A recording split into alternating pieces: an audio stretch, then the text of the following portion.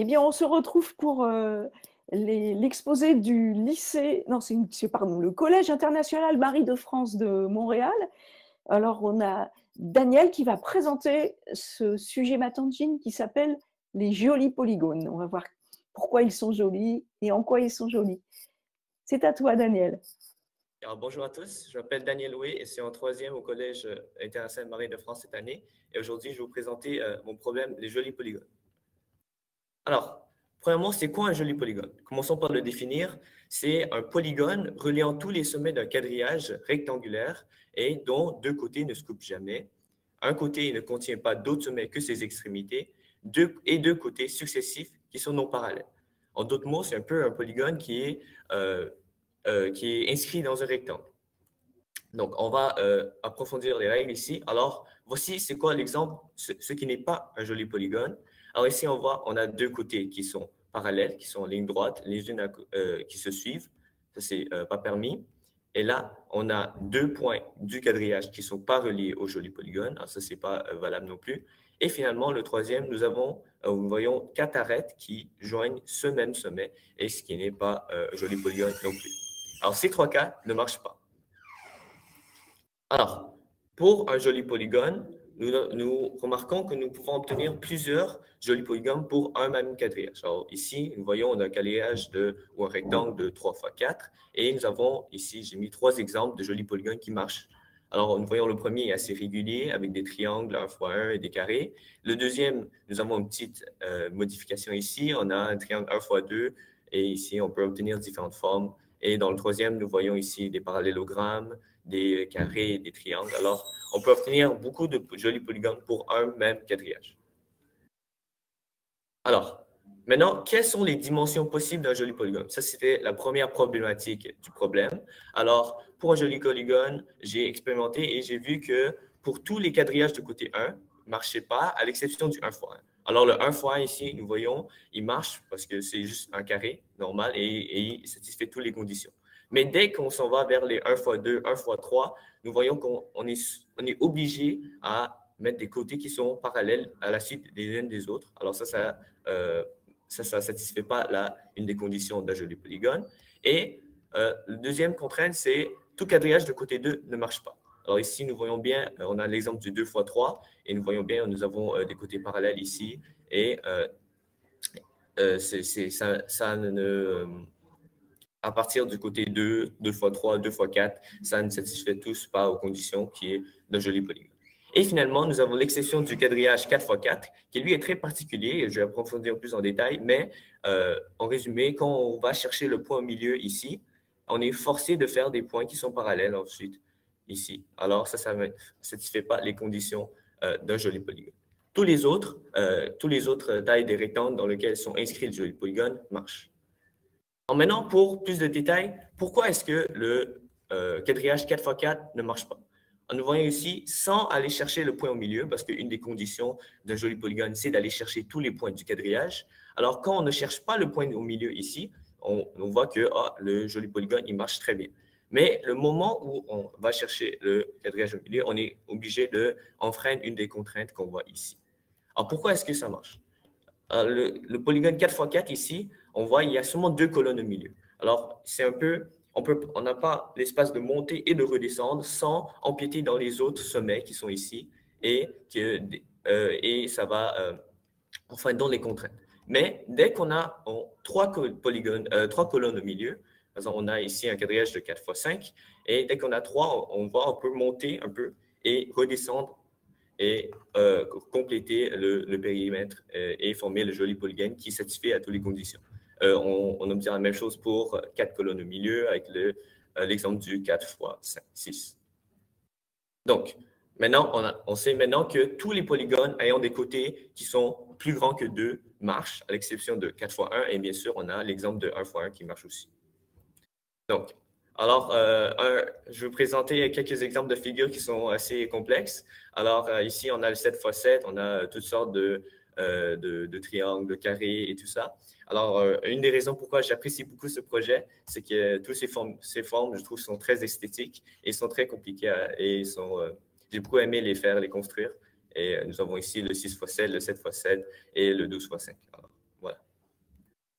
Maintenant, pour la deuxième partie du problème, c'est comment est-ce qu'on peut obtenir l'aire d'un joli polygone à partir du quadrillage qui nous est donné.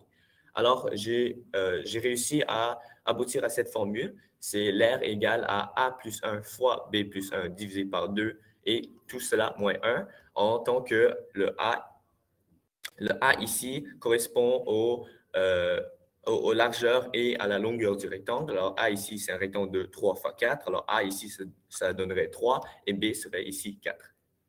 Voilà. Alors, ça, c'est la formule. Et maintenant, ensuite, je vais la démontrer. Alors, avant de la démontrer, je vais juste rapidement montrer qu'elle marche pour le quadrillage 3 fois 4 que nous avons repris à plusieurs reprises ici. Alors, l'aire du quadrillage, c'est, on prend la formule. A ici, c'est 3. On la met. B, c'est 4. Alors, ça donne 3 plus 1 fois 4 plus 1 divisé par 2 moins 1. Ça donne un résultat de 9. Alors, c'est bien 9. Et maintenant, on peut la calculer autrement pour vérifier ce résultat. Nous voyons que c'est un rectangle de 3 fois 4. Alors, c'est 3 fois 4, une aire de 12. Et on remarque qu'il y a 6 triangles, 1, 2, 3, 4, 5, 6, qu'on peut soustraire et qui ont chacun une aire d'une demi. Alors, c'est 12 moins 6 fois une demi, ça donne 12 moins 3, ça donne une aire de 9. Alors, nous voyons que la formule marche bien pour l'exemple du 3 fois 4. Maintenant, je vais démontrer comment est-ce que j'ai réussi à obtenir cette formule. Alors, premièrement, le nombre de sommets la première observation qu'on peut faire, c'est que le nombre de sommets du quadrillage correspond au nombre de côtés du polygone. Alors, ça s'explique par le joli polygone qui passe par tous les points du quadrillage. Et quand on relie le premier point au deuxième point, c'est la première arête. Le deuxième au troisième, c'est le deuxième arête, et ainsi de suite. Et là, quand on est rendu au dernier sommet, il faut en effet le relier au premier sommet du début pour compléter le joli polygone. Et ça donne le dernier arête. Et ça, on voit bien que le nombre de sommets du quadrillage correspond bien au nombre de sommets du polygone. Alors, dans un quadrillage, il y a donc A plus 1 fois B plus 1 sommet. Alors, voyons ici, nous avons 5 fois 4, 20 sommets et le polygone fait donc 20 côtés. Alors ici, on a le nombre de côtés. On voit qu'il y a 3 côtés, mais il y a 4 sommets dans ce côté. Et la même chose pour le B. Alors, nous avons A plus 1 fois B plus 1 sommet. Et donc, le joli polygone, en conséquence, a A plus 1 fois B plus 1 côté. Alors, prenons l'exemple de encore de 3 fois 4. Nous avons A égale à 3, B égale à 4. Nous avons 3 plus 1 fois 4 plus 1, ça donne 20 côtés. Alors, voyons bien, 1, 2, 3, 4, 5, 6, 7, 8, 9, 10, 11, 12, jusqu'à 20. Nous avons bien 20 côtés. Alors, maintenant, pour savoir maintenant qu'on sait le nombre de côtés, nous pouvons donc essayer de calculer l'aire. Alors, nous remarquons que chaque joli polygone peut être séparé en n-2, alors n correspondant au nombre de côtés que nous venons de calculer, en n-2 triangles d'aire une demi. Nous voyons ici, l'exemple de 3 fois 4, nous avons 20 côtés. Et maintenant, ici, on a 18 triangles. Alors, ici, nous avons donc A plus 1 fois B plus 1 côté, nous avons donc A plus 1 fois B plus 1 moins 2 triangles d'aire une demi, et ceci permet d'obtenir l'aire. Mais juste avant, je fais une petite remarque. Alors ici, nous avons 2 types de triangles qu'on peut obtenir dans les jolis polygones. Le premier, ils sont tous de base 1 et d'auteur 1. Alors, ça donne toujours une aire d'une demi. Alors, pourquoi cela? Premièrement, on voit en haut le triangle vert, c'est un triangle d'1 fois 1 et qui a une aire d'une demi. Je l'ai reproduit ici. Et le deuxième triangle ici est un peu particulier parce qu'il est un peu étiré. C'est en fait la décomposition d'un grand triangle de 1 fois 2 et on peut le décomposer en un petit triangle de rectangle isocèle de 1 fois 1 et un triangle plutôt allongé, mais qui a aussi une hauteur de 1. Alors ici, ça c'est les 2 triangles possibles. Mais pourquoi est-ce qu'on ne peut pas obtenir d'autres types de triangles? Alors, prenons l'exemple, on a ici le triangle rectangle 1 fois 2, mais prenons l'exemple du triangle 1 fois 3. Alors, on observe que dès qu'on a un triangle 1 fois 3 ici, on doit absolument avoir 2 côtés qui sont parallèles à la suite, quelque part dans la figure. Alors, ça c'est donc invalable pour un joli polygone et c'est toujours le cas. Alors, c'est donc, on va toujours enfreindre la contrainte de côtés non parallèles. Alors, c'est pour ça qu'on a seulement ces 2 types de triangles, le type 1 fois 1 rectangle isocèle et l'autre qui est plutôt allongé, mais qui ont tous une aire une demi. Alors, maintenant qu'on sait cela, nous avons A plus 1, récapitulons, A plus 1 fois B plus 1 moins 2 triangles qui ont chacune une aire d'une demi. Alors, le nombre de triangles fois leur aire, ça donne l'aire du joli polygone. simplifie à notre formule que nous avons ici. L'air est égal à AB plus A plus B moins 1 divisé par 2.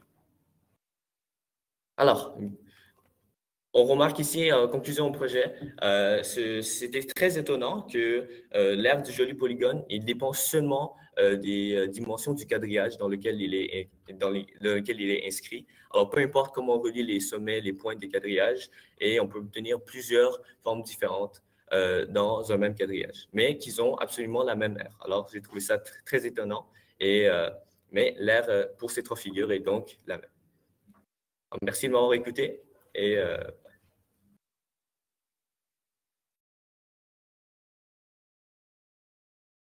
écoute, merci Daniel pour cette très très belle présentation. Alors j'ai juste une petite question à te poser et une demande à te faire, finalement, que je ferai bien à tout le monde, à tous les élèves. Alors la petite question, c'est comment tu fais pour tracer un joli… Est-ce que tu as une méthode pour tracer un joli polygone? Tu dis qu'il y a plein de jolis polygones possibles. Est-ce que tu as une méthode? Tu t'y prends comment? Par exemple, comment tu peux les obtenir tous? Parce que je suppose qu'il y en a un nombre fini quand même de jolis polygones dans un rectangle donné, même s'il y en a toujours un. Oui, exactement, mais c'est ça. Alors moi, ma méthode, comment j'ai procédé, normalement, je commence par le périmètre. Alors le périmètre, je fais des triangles et des carrés.